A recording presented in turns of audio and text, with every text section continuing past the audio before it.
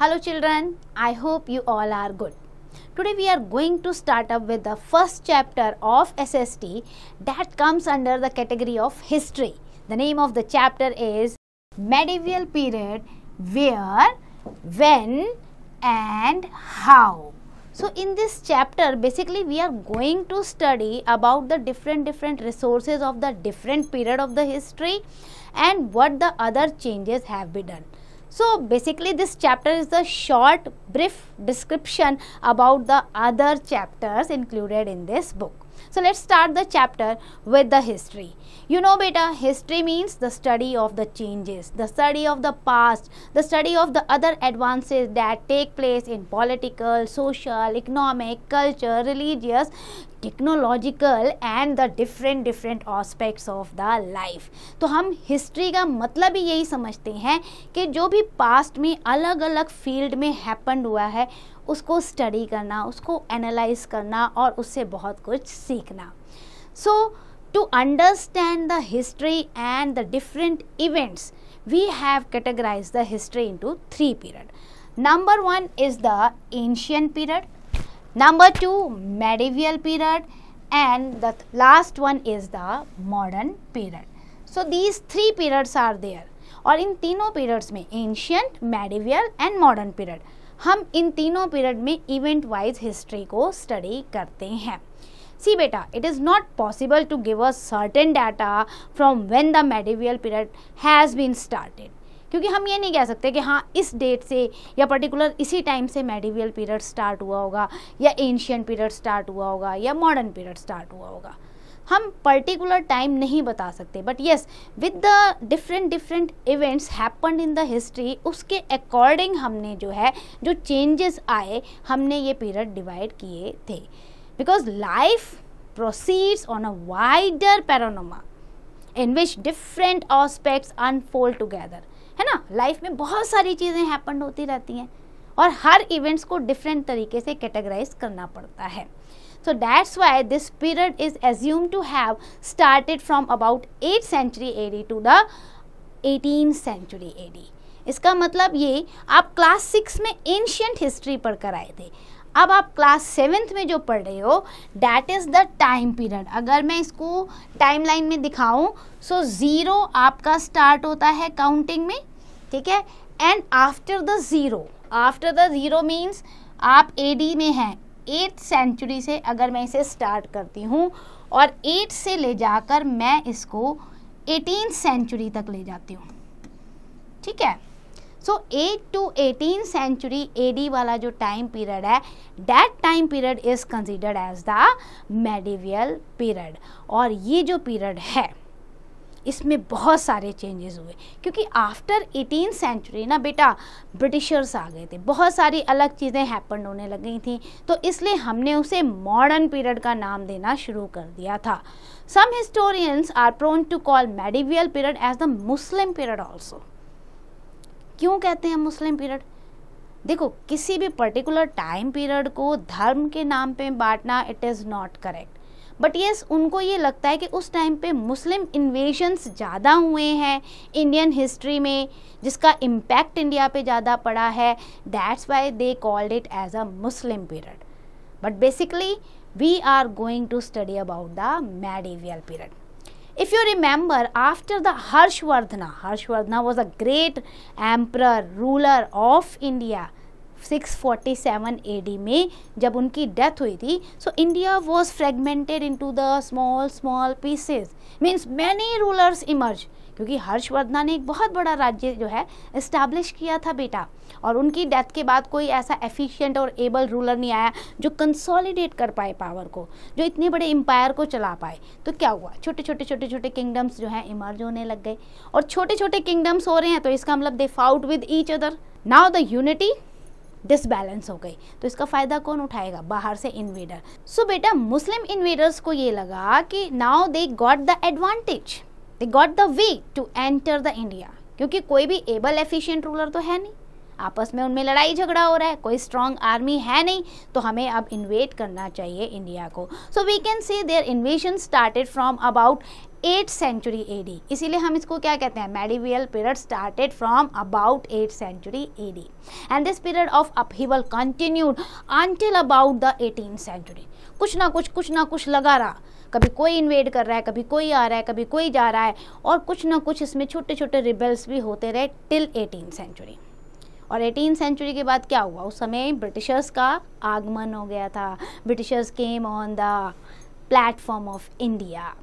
So this period saw a mark of Hindu and Muslim powers, sometimes struggling and sometimes cooperating with each other, and it was thus that the history of medieval period took shape. So आपको ये remember करना है कि after the Harshavardhana death, medieval period had been started. Now moving to the extent of territory. आप ancient period की बात करें ना बेटा, सो जो इंडिया है उसको एक ब्रॉडर मीनिंग में लिया जाता था. If you remember the Mauryan empire, कितना बड़ा एम्पायर था, कितनी बड़ी बाउंड्री थी उस समय इंडिया की. गुप्ता पीरियड को देखो आप, तो भाई इतना बड़ा पॉलिटिकल टेरिटरीज, इतनी बड़ी पॉलिटिकल बाउंड्रीज थी. मीन्स आप ये देखो कि आज का जो प्रेजेंट डे अफ़गानिस्तान है, म्यांमार है, ये सब भी इनके पार्ट होते थे. देन अपार्ट फ्रॉम वेस्ट में देखो जो पाकिस्तान है, Nepal, Bangladesh, Bhutan, Sri Lanka etcetera, these all countries were the part of those great empire of the Maurya और Guptas period. As the king continue to struggle ना, पॉलिटिकल बाउंड्री केप्ट चेंजिंग, क्योंकि क्या होता था, राजा एक्सपेंड करता था अपनी टेरिटरी को, लड़ाई करता था, बैटल करता था, वॉर करता था और अपनी टेरिटरी को एक्सपेंड करने की कोशिश करता था. तो कई बार उनकी टेरिटरी बहुत ज़्यादा बढ़ जाती थी.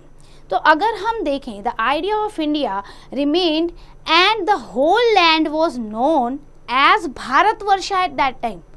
उस समय में इंडिया नहीं कहा जाता था, इसे भारतवर्ष या आर्यव्रत के नाम से जाना जाता था, क्योंकि एम्पायर बहुत बड़े होते थे बेटा.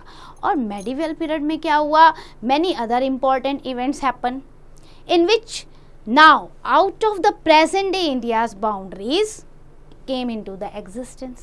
अब क्या हुआ, मेडिवल पीरियड में यू कैन सी धीरे धीरे फ्रेगमेंटेशन स्टार्ट होना शुरू हो गया था. Now in this book and in this chapter we are going to study about basically this India which we can see today. Though we cannot say कि पाकिस्तान, क्योंकि पाकिस्तान तो आफ्टर द इंडिपेंडेंस जो है ये बना था डिवीजन में, लेकिन बहुत सारे जो स्टेट अब आप देखोगे ना, that is at that time also present. Now what happened in the medieval period, the era of changing the names has been started. With a blend of culture and people, many aspects of life has been changed. हमारी language change होती है, हमारी culture एक दूसरे से change होते हैं. सो उस समय क्या हुआ, many of old names have changed over the time. For example, जो महाजनपद छेदी था ना, जो आपने एंशियंट इंडिया में पढ़ा था, Mahajanapada Chedi is the old name for Bundelkhand. जो यूपी में बुंदेलखंड है ना अभी, उसका पुराना नाम था छेदी. इसका मतलब क्या हो रहा है ना, अब ना जो नाम है वो चेंज किए जा रहे हैं. Same as Gandhara. गांधार जो है किसका नाम रहा होगा, अफ़गानिस्तान का. जो आपका मॉडर्न डे अफ़गानिस्तान है, ओल्ड नेम उसका था Gandhara. The process of changing name has been continued with the passage of time. Medieval period में when the Muslim invaders came, they also started to change the name to show their presence in the towns in the particular religion. For example, उन्होंने क्या किया, जब मुस्लिम invader India आए तो पता चलना चाहिए ना कि भाई अब मुस्लिम शासक आ चुके हैं यहाँ पर, तो उन्होंने भी नेम अपने अकॉर्डिंग चेंज किए. प्रयागराज जो पहले का नाम था ना, प्रयागराज, उन्होंने उसको चेंज करके रख दिया इलाहाबाद. फिर उन्होंने अयोध्या का नाम चेंज करके क्या रखा, फैज़ाबाद. इस तरीके से उन्होंने भी बहुत सारे शहरों के नाम को चेंज किया according to their existence, their presence, ताकि लोगों को ये फील हो कि अब ये शासक जो हैं इंडिया में आ चुके हैं, ताकि लोगों के दिमाग से ये जो पुरानी मेमोरी है ना, पुराने नाम, ये सब जो है with the passage of time ख़त्म हो जाए, इरेज हो जाए. As population increased during the medieval period, new towns and the new other cities were also established, and these were named by the ruler as per their own wish. अब जब नए नए शहर डेवलप होने शुरू हो गए, भाई जो इतना बड़ा शहंशाह है, बादशाह है, वो भी चाहेगा ना कि मेरे नाम पे भी कोई शहर बस जाए, तो उसकी विश के अकॉर्डिंग जो है नेम चेंज होने लगे या नेम को रखा जाने लग गया. फॉर एग्जाम्पल अगर आप देखते हो Delhi was known as Shahjahanabad, और शाहजहानाबाद किसके नाम पे रखा गया था? मुगल एम्परर शाहजहां के नाम पर दिल्ली का नाम शाहजहां रखा गया था. Then in the ancient period our country was called Bharat, Bharatvarsha, Jambudweep, the different name. But medieval period आते ही इसके भी नए नए नेम स्टार्ट हो गए. हिंद, हिंदुस्तान, अल हिंद, इस तरीके के नाम medieval period में भारत के लिए यूज होने लगे. So this area was sometime thought to be located between Ganga and Yamuna river. ऐसा सोचा जाता था कि इन्होंने नाम इसलिए दिए होंगे गंगा और यमुना रिवर के बीच का जो एरिया डेट इज हिंद और Hindustan. At present the name Bharat and India signify the political unit of our country.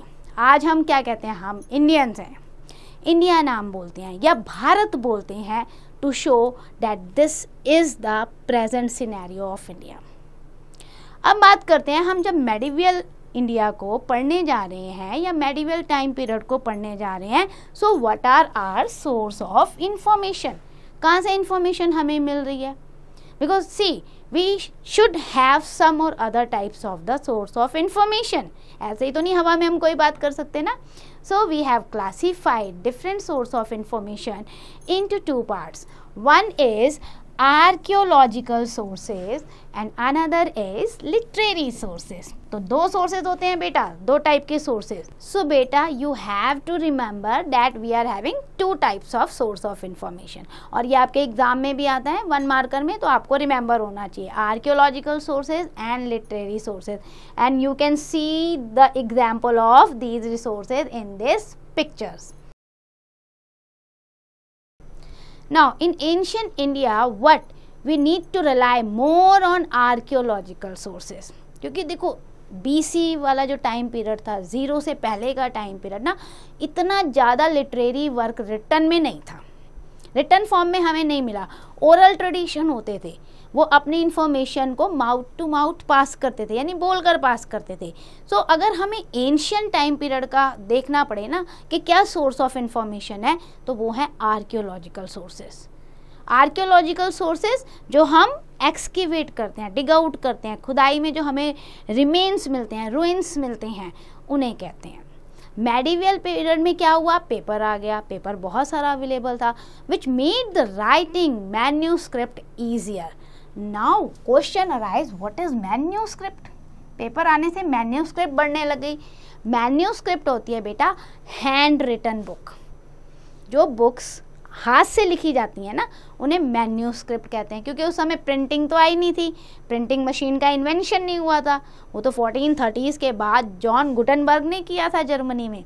But हम तो अभी यहीं पे हैं.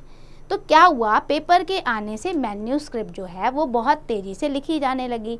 And during this period number of books were written as well as copied which have provided much information about this period.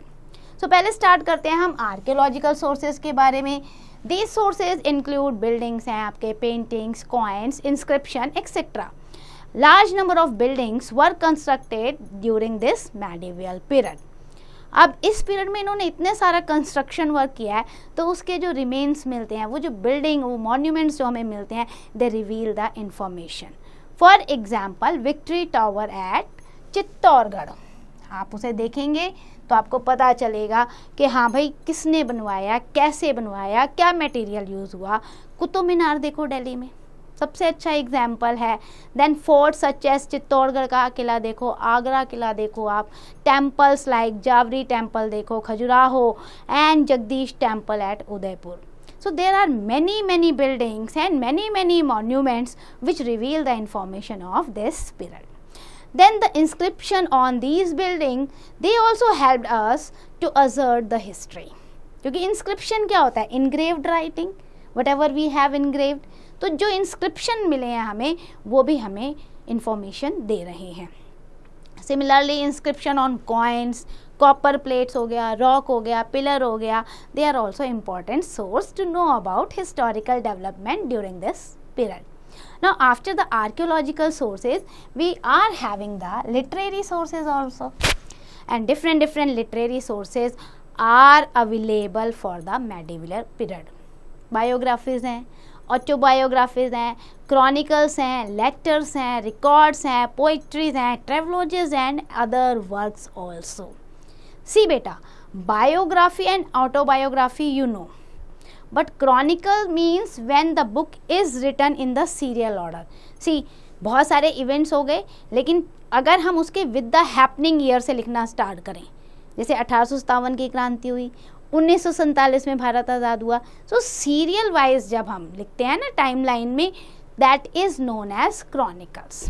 तो इस तरीके के लिटरेरी सोर्स भी अवेलेबल हैं। The written works are the better source to know about the history, and there are chances that there are errors in the written work also, क्योंकि paper तो available था लेकिन प्रिंटिंग प्रेस नहीं थी, written work होता था। तो let's say कि मैंने एक किताब लिखी, ठीक है, अब उसकी कॉपीज बनानी है, तो मैं स्क्राइब्स को हायर करूँगी। स्क्राइब्स कौन होते हैं? जो बुक को लिखते हैं, कॉपी करते हैं, ठीक है। उस समय हाथ से लिखा जाता था। अब मैंने स्क्राइब्स हायर किए, तो वो स्क्राइब मेरी बुक को कॉपी करेंगे। हो सकता है उन्हें कोई राइटिंग मेरी समझ ना हो, कोई लेटर उन्हें समझ नहीं आया हो, और उन्होंने मेरे से पूछने की बजाय जो समझ में आया वैसे कॉपी कर दिया। तो कई बार कॉपी करने में टेक्स्ट डिफरेंट हो जाता था, एंड मोर ओवर लिखना it's a time consuming difficult task और एक्सपेंसिव भी पड़ता था। तो इसलिए उस समय नंबर ऑफ कॉपीज निकालना बहुत मुश्किल होता था। So this causes lots of tension also while taking these written work. Utmost care has to be exercise. पहले ही स्क्राइब्स को बता दिया जाता था कि बहुत ध्यान से आप पेस्ट कॉपी करें, यानी कि अच्छे से कॉपी करें, जो ना समझ में आए पूछें।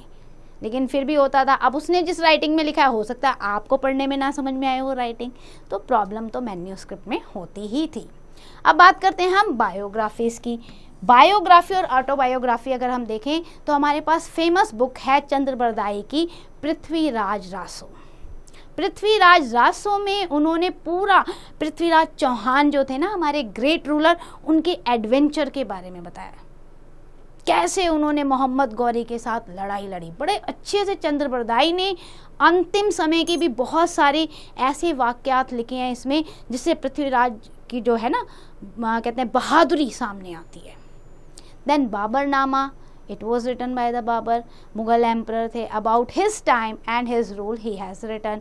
देन गुलबदन बेगम ने लिखी थी हुमायूं नामा, और वो हुमायूं की लाइफ पे थी। देन अकबर नामा जो है अबुल फजल ने लिखी थी, और इसमें उन्होंने अकबर की लाइफ को डिस्क्राइब किया था। After biographies and autobiographies we are having the chronicles also.